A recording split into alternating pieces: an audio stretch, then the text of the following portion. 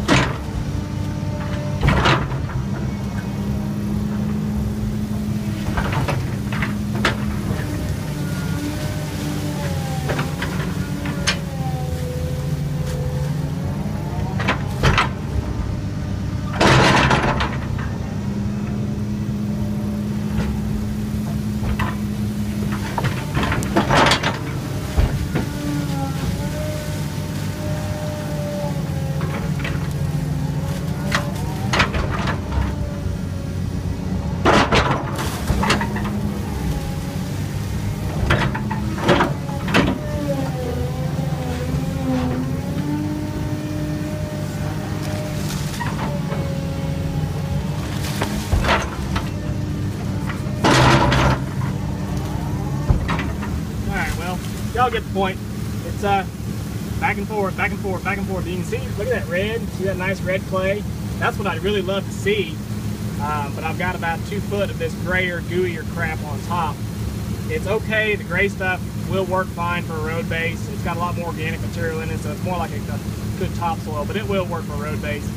But that gives me some good hope. See that red? That's kind of what I saw when we dug sample pits out back too, was that you know, when I do go to dig the pond and build up my house pad, I'm hoping I can get a good bead on that red clay and be able to move mostly that for my house pad. You know, the work road, that's fine. It can be just general crap. But the house pad, I want to be built up with this good red clay. So anyway, I'm going to cut this off and keep working. So I got as much dug up as I could for right now. And, you know, I was sunk in pretty deep on my mats, so I fished my mats back out of the mud. And I just thought this was kind of clever. What I'm showing you guys here is I'm actually using this mat as a grader blade. So I pulled a bunch of the dirt into me in this low spot that I was sitting in, and now I'm just got my mat stretched out here as a big, basically as a big flat blade, and I'm using it just to smooth the dirt. So I'll show you how I'm doing that here.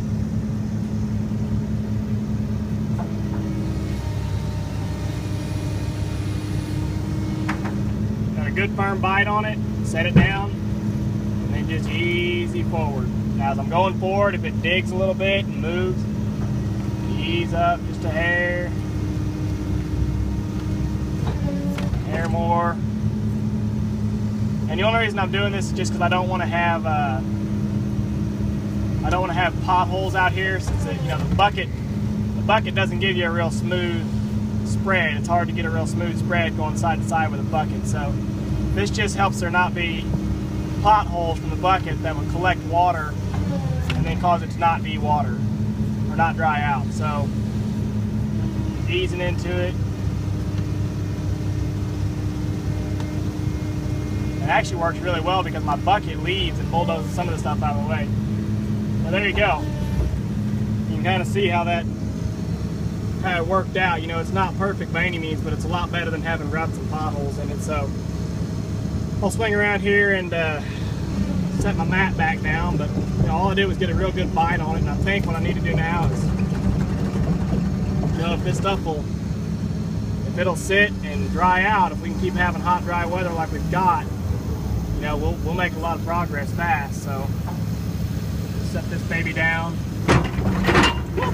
I'll throw my dirt on it. So, you know, it's a slow process, but it's definitely progress nonetheless. And that, you know, I don't know that I'll get my dozer in here yet. Dozer guy, if this will set up and de-water in the next, I don't know, week or so. They're calling for chance of rain next week, but I don't think anything like what we had with all the floods and stuff. So if this will set up and de-water enough that I can put my mats on it, then I can work out on my mats and I'm fine. But right now, if I throw my mats on it, they just sink into the mud and disappear, and I'm no better off. So really got to let it sit for a little bit, let it dry out for a little bit, and then we'll be able to, you know, lay the mats out on it and move out, hopefully another 30-40 foot. And I suppose before I do that, I'll probably move my beehives because they're sitting right in the path of destruction. Either I'd be so close to them that I might piss them off, or I'm going to want to dig dirt where they're sitting. So anyway, I'm like I said, I'm just tickled that I actually made some progress. Like I said, I tried this when I had the Mini X out here for the driveway, and it just didn't work. But you can see we've got quite the hole going here. I didn't bring my water pump to pump it out, but all that water, of course, is running in off the work site, so I'm fine with that. I'll let it run on in, you know. And it might be something where next time I come out here and I start working, I'll set my water pump up and start pumping out, because see, we're far enough, being here, we're far enough that if I pump over there into the woods, it's not going to find its way back in. In the past, like when I was pumping out of the ditch right there, the water was actually percolating back under the berm, back into the ditch, because it was only, you know, 2 or 3 feet separation, and it was sandy, silty topsoil. So this is, you know, this would be good heavy clay here. I'm not worried about water percolating back through it. But like I said, I'll pump it way over opposite of where I'm working, and that should help. But for now, we'll just enjoy the water feature here. You know, like I said, in the long run, once I get my work road built all the way around and get to where I'm digging the pond, I can come back and backfill all this if I don't want it.